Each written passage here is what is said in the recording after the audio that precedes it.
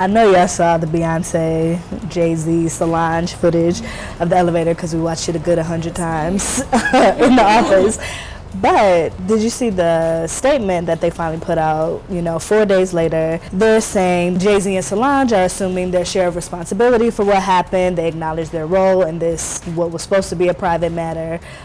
Solange wasn't intoxicated or displaying erratic behavior, which I think is probably up for debate. What do you all think is going on, and what kind of implications do you think there'll be for them as a couple, if any? I don't think it'll be any implications for them as a couple, because to me it's funny, what I take away from this is that not only do they have problems, but when they have problems, we don't ever know about it. Mm-hmm. Because the way Beyonce came out the elevator smiling, like the biggest grin, the biggest smile, it's like, dang, what else have you been hiding? As far as the statement, I thought it was a good statement because, for the first time in that whole week, it made Solange not appear to be crazy. Mm-hmm.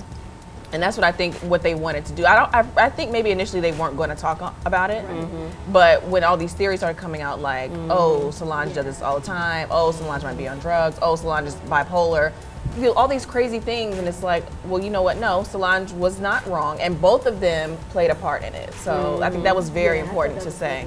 Mm-hmm. I'm a big Solange fan, but definitely I feel like, I know Wendy Williams was talking about the fight and her theories, and I remember at the end she was like, well, good for you, Solange, or kudos to you, girl, or whatever. And I was just thinking, like, how would we feel if a man beat on a girl mm-hmm. and we were like, well, kudos to you, mm-hmm. Columbia Short. Mm-hmm. Yeah, good for you, Chris Brown. Their jobs would be taken as they have been. I think a lot of women felt like it was justifiable just because there's a speculation like, oh, there's another woman. So of course, if there's another woman, like, I'm going to smack the mess out of you because I've been raising your child, I've been taking care of our home or what have you. And I noticed, especially like on our social media pages or just in Instagram in general, it's all this aggression if someone steps out on you. And it's like, why do women have to turn to domestic violence to prove their point? Why can't you just say, this is what it is, we either are going to be done or we're going to fix this? And the drastic reactions though of Beyonce, like she wasn't even there. Like for real, you wouldn't even know until she stepped out, to fix her gown. And then for Solange to have that wild response, it really just took people in two different directions. I feel kind of bad because I wouldn't want anybody speaking on my family drama like that. Right. I do feel bad, but it's out there. So I will say that it was very odd that Beyonce didn't respond at all. I think it's really, and I've been saying this all week, like when Little Mama ran up on the stage at the MTV Awards, Beyonce was in the audience pulling her back, grabbing her arm, pulling her back, and I'm sure she don't know Little Mama like she knows her sister. Exactly. So for you to let your sister wild out like that is... And only step forward to get your gown out from under someone's foot. Is really interesting to me. I won't say what I thought, I won't say what I said to y'all earlier, but it's just interesting to me that she let her sister go ham like that. Right. Did y'all also see the other family drama this week with Sherri Shepherd and her husband, who I feel so bad for her, for their relationship to end. This is her second marriage. They've only been together, for 3 years. They just found a surrogate and, were planning to have another child together.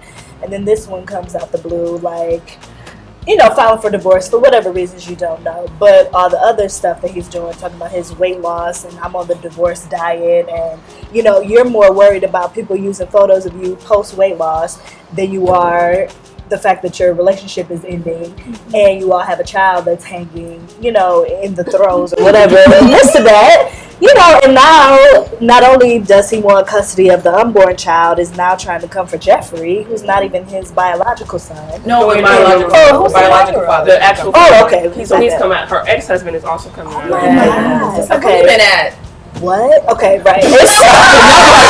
Like, get it. Right. We've been laying it low and so it's like everybody's coming for her. Her ex-husband now to step out the blue and say, I want to have custody of Jeffrey.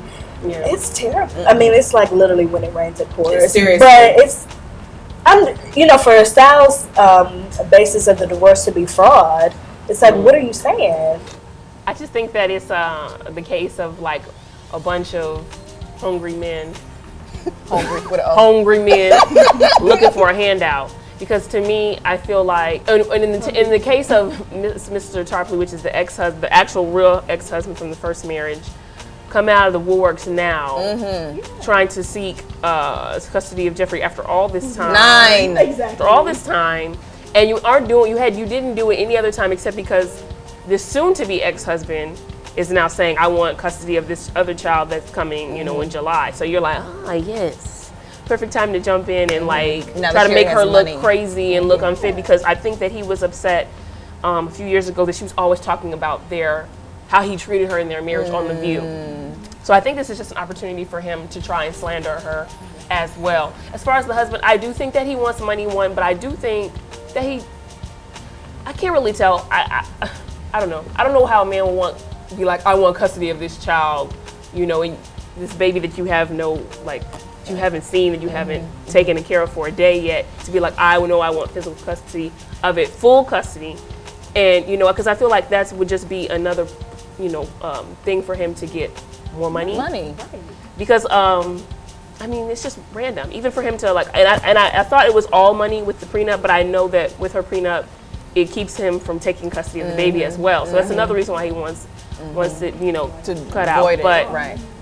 But I just don't, to be ready to divorce somebody, you guys just got married. But obviously it was something that they had been working. If it was in the prenup, it's something that they had talked about for a long time. So why would you, it wasn't like, the surrogacy process crept up on you. If it was in your prenup. So you talked about this long ago. So for you to wait until the exact moment that, the pregnancy is, it's progressing along nicely, there's going to be eventually a baby, and then to pull this out it just seems very foul. That sucks.